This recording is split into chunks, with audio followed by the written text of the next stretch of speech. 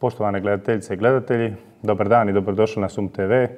Moje ime je Ante Pavić i bit ću današnji voditelj na temu aktualnih političkih zbivanja u Bosni i Hercegovini, odnosno na dobivanje statusa kandidatkinje za pristup Europskoj uniji. Moji današnji gosti su renomirani europarlamentarci gospođa Željana zovko i gospodin David McAllister i napominjem da ćemo razgovor voditi na engleskom jeziku. Mrs. Zovko and Mr. McAllister, welcome to Mostar and to SUM TV. It's nice to have you here. Thank you for having us here. Yeah. Hvala. So we will start with first question for Mr. McAllister. So to what extent is the status of candidate for EU membership the result of current geopolitical moment, and how much is that the work of domestic institutions in BiH? I very much welcome the decision taken yesterday by the European Council. This was a historic decision for Bosnia and Herzegovina, and it's really good news, and I would like to congratulate the country and the people that finally the status was achieved. This was also a success of Croatian diplomacy. In recent years, they were always pushing for Bosnia and Herzegovina to be put on the agenda of the European institutions. So the European Parliament has supported and will continue to support the path of European integration of this country. Now, the next step is that Bosnia and Herzegovina works hard on actually fulfilling the conditions, the 14 priorities, the 14 conditions formulated by the Commission, and as sooner all these conditions are met, the better, because then we can start with the real beginning of the accession negotiations. Yes, thank you.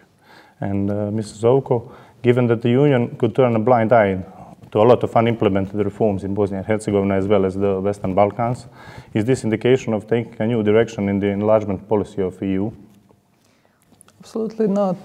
EU is not turning a blind eye on unimplemented reforms. These reforms are awaiting a new government here, new authorities that are going to be made, and there's no country that will be received into European Union until they absolutely fulfill all the requests that are being laid down from the Commission, and they are well known to the administration of Bosnia and Herzegovina and for the other countries. So the process of enlargement is continuing, the methodology has changed, and each country is accessing on its own speed and using on a way the funds that are substantial, like IPA 3 funds that I was co-rapporteur for. And it's up to them. Will they fulfill this reform or not? And only those who are the best students, like Croatia was, will enter. Thank you. And Mr. McAllister, what are the Union's expectations from the new authorities in Bosnia and Herzegovina, and can they speed up the process of implementing reforms? Well, first of all, we welcome that the elections took place in October and they were conducted in a proper way. And now these elections have produced new political majorities, and now Bosnia and Herzegovina will have a new government, and I call on the new government, just as I call on all responsible politicians, work on, as Ms. Zovko just mentioned, implementing the necessary reforms. The roadmap is clear. Everyone knows what's at stake, and that's why I do hope that there will be new momentum now in this country to work on the necessary reforms as regards the rule of law, fighting corruption, and many, many other important issues. Yes, I agree. And Mrs. Zovko, how could the potential blockages surrounding the formation of the government in the Federation of Bosnia and Herzegovina affect the candidate status of Bosnia and Herzegovina? First of all, the blockade by leading Bosnian SDA party, which is, according to announcement, could end up in the opposition after a long time.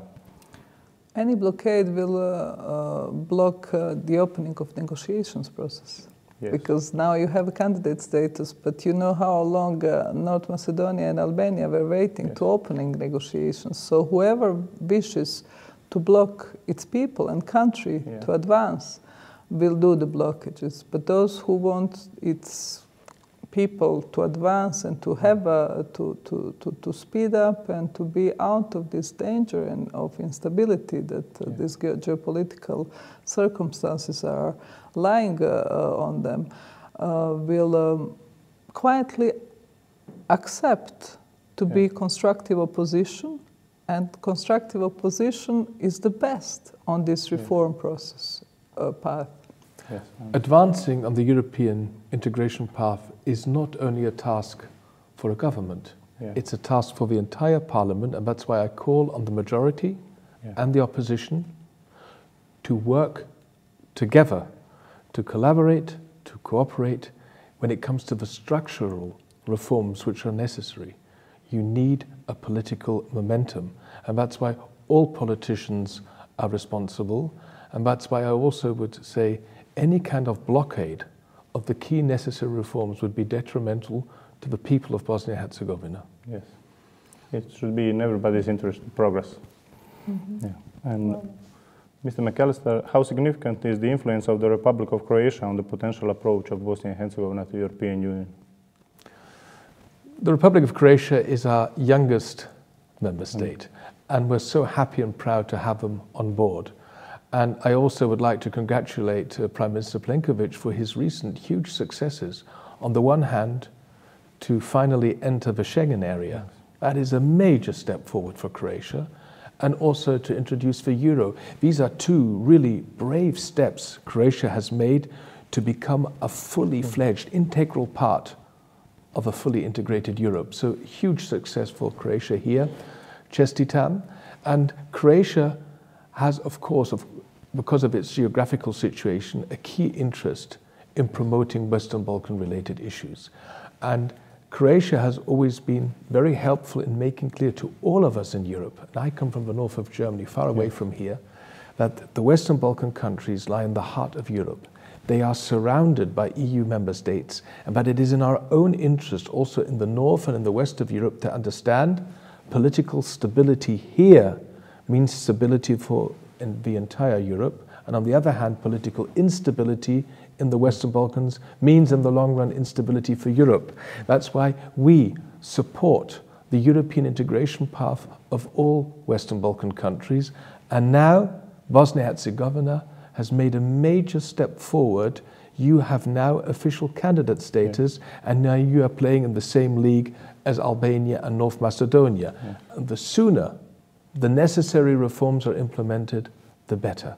So I would call on all politicians, not only as the Croatians do, but as we all do in Europe, I call on the politicians in Bosnia-Herzegovina, get your work done. Croatia was very, very helpful for bringing Bosnia-Herzegovina forward, and you shouldn't underestimate the important role Prime Minister and Foreign Minister of Croatia played in recent weeks and months. Yes, I agree. And Ms. Zovko, will the candidate status speed up the process of finally resolving problems with election law in Bosnia and Herzegovina? As I said already, the opening of the negotiations is being conditioned by the 8 recommendations, and also one of the recommendation and one of the what is being recommended for Bosnia and Herzegovina and what is the utmost priority is to finally reform electoral law in accordance with its constitutional court decisions and international court decisions. It's unbelievable that one country does not have an electoral law that is in conformity with its internal constitutional court decision and international court decision. So it's absolutely impossible to continue forward and to take the country seriously. So in order to have normal elections in the future, we have to have a law that is in conformity with its court decisions. Yes, I agree. So this will be the end of the interview. I would like to thank you both for coming to Mostar and to Sum TV. I hope you like it here, and I hope we're going to meet up in future. So thank you once again, and see you next time. Thank you very much. Hvala puno. Hvala. Dragi gledatelji, to je bilo to od današnje emisije.